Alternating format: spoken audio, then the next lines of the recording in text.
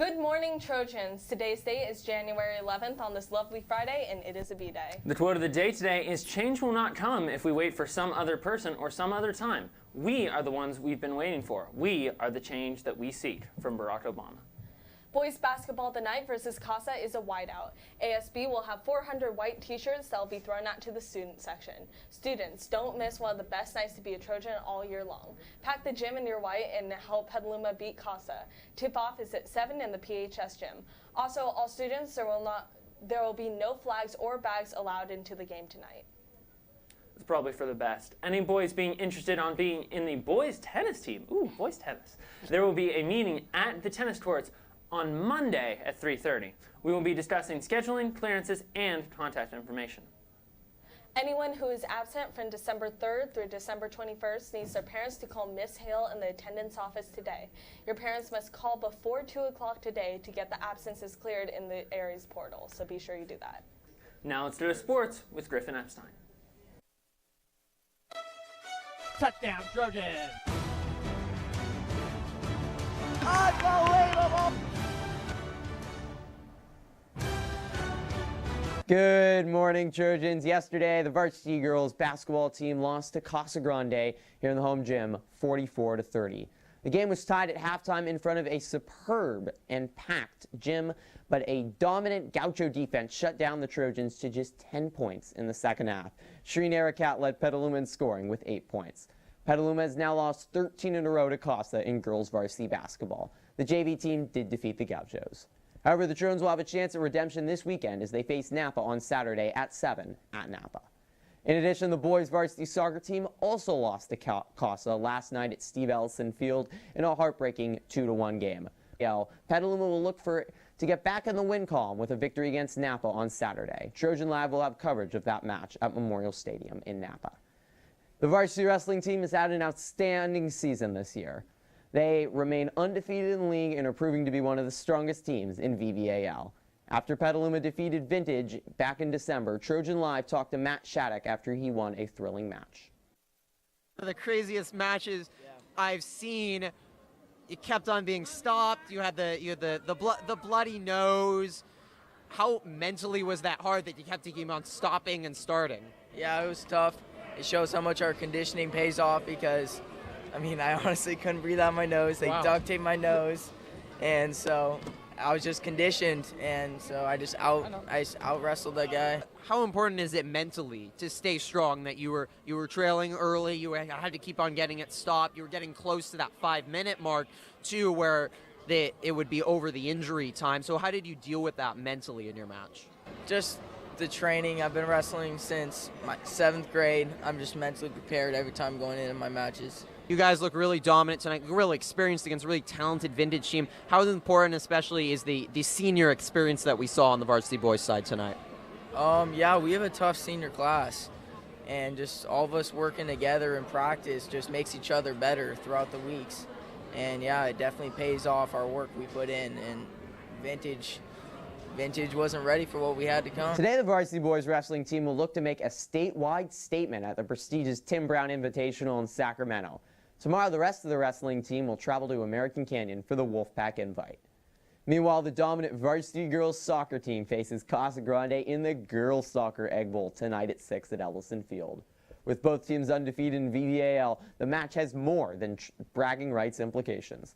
Trojan Live will have coverage of one of the biggest Petaluma girls soccer matches in program history. And finally, the boys varsity basketball team will face Casa Grande in the boys basketball Egg Bowl. Petaluma does have a better league record than Casa and has beaten Casa 3 years in a row in regular season matches, but the Gauchos are sure to be looking for revenge tonight in the Petaluma High School gym. The game tips off at 7 on what should be a terrific atmosphere, but if you can't make it out, Trojan Live will be live streaming one of the games of the season at 7 on our YouTube channel. That's all for sports. Don't forget to tune into our coverage all weekend long on our YouTube channel, and let's head back to the anchors.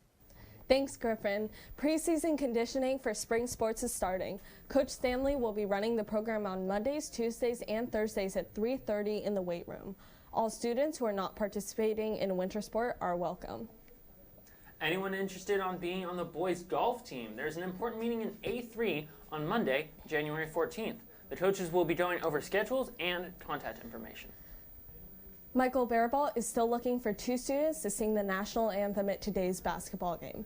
If you're interested, make sure to contact Mr. Barabalt at mbarabalt22@pek12.org or his phone number at 707-321-9028. Anyone interested in the Ashland, Oregon trip, this is your last call. There are still some spots available. For only $350, you get the opportunity to see 3 performances, including the musical Hairspray, conversations with actors and director, a tour of the local college, and other sightseeing adventures. Contact Ms. Maya, Ms. Dreesen, or Ms. Smith in Sea-Wing if you have any questions.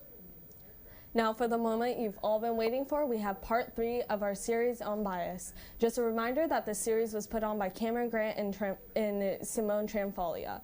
Let's take a look at part 3. Previously, we've discussed the influence of bias in the media, but is it possible that it affects our school? We live in a progressive bubble in the Bay Area, and learning about bias made us question whether or not that has an influence on our education. How do teachers not let their inherent bias come through in their teaching? Are students able to identify this bias? We ask the hard questions. I think that it's important that teachers try to avoid their own personal politics, especially in the social sciences. I don't want students to feel like they can't disagree with me. And so I do, my best to try and keep my personal views out as best I can. I try to get students to talk about where they stand on issues. I try to ask open-ended questions so the students can reflect and see where they may stand. We also talked to Mr. Knox, the television broadcasting teacher. Unbiased reporting requires a person to be very self-reflective on their personal opinions and the ability to be able to remove that in the reporting process. So it's a real challenge to actually be completely 100% unbiased. Understanding bias in the media brought us to ask the question, does unbiased reporting exist? Since everyone has an inherent personal bias, is it possible to be completely neutral? I think that unbiased reporting is kind of like absolute zero. We know it exists, but we have never reached it. Like I said, it's human, so I hope we can get there, but it's a really difficult line to stay on. In a world filled with political division fueled by the media, it's important to think about how our biases affect our daily lives. It's kind of odd to me. I don't really understand why people let politics get in the way of so much, especially us being in high school. I mean, most of us can't even vote. So I think it's a little odd, and I think that people need to chill out with hating people just because of politics. From Petaluma High School, Simone Tranfolia And Kameron Grant. Trojan Live. Good stuff, Simone and Cameron. This month, you have the opportunity to participate in the Poetry Out Loud local competition here at PHS. This school-wide competition will take place during 5th period on Wednesday, January 30th. We will advance one winner from the school to the Sonoma County competition on February 11th, to be followed by state and national competitions. Participants will select poems from the Poetry Out Loud website to memorize and perform. If you are interested, see Mrs. O'Connor in C14. Attention juniors, are you seeking financial aid for college? If so, then you're in luck. 10,000 Degrees is meeting at lunch in the library and on the 17th to help. And no need to worry about grades, there's no GPA requirement. That's all for today, and let's go to an All Good ad. Go to All Good Driving School.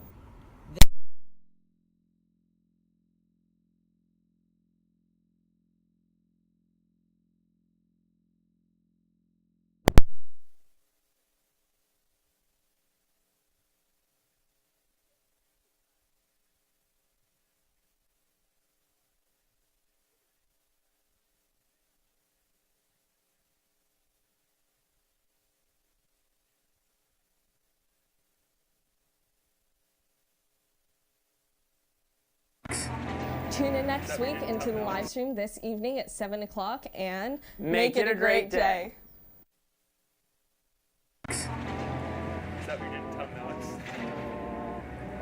Yes.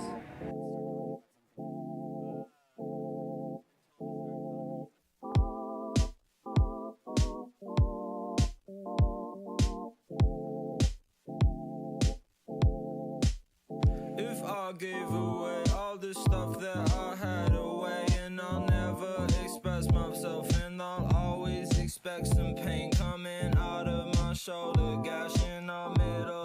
like a local school? Yeah, do it. All right, cool.